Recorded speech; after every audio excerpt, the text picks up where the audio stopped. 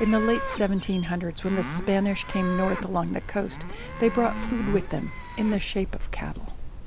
That was the beginning of a slow but revolutionary change in the mountain's ecology. The change was not only caused by what the cattle ate, but also by the non-native grass seeds the cattle brought in on their hides. As more colonists flooded into California, more foreign seeds came in too, in the ballast of ships and in loads of grain. By the middle of the 20th century, in many places, bunch grasses had been replaced by non-native annual grasses with much shorter roots. And the big change was to the hydrology of the mountain. The native bunch grasses allowed the water to be released slowly into the creeks and streams, so they ran late into the year. But with the annual non-natives, the runoff was great. Every time it rained, down came the water into the creeks carrying mud and sediment. So that had a very negative impact on the aquatic life on Mount Diablo.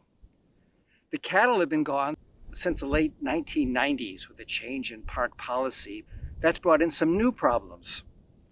There was a fear that our ground squirrel population would evacuate the park. Ground squirrels like grazed grass so they can see predators.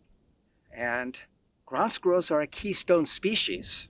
Raptors depend on them for food, and the mammal carnivores depend on them.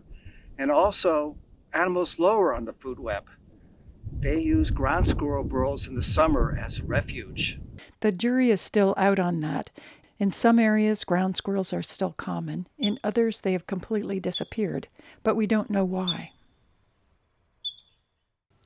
Naturalist Michael Marciano worked on one of Mount Diablo's cattle ranches in the early 1970s.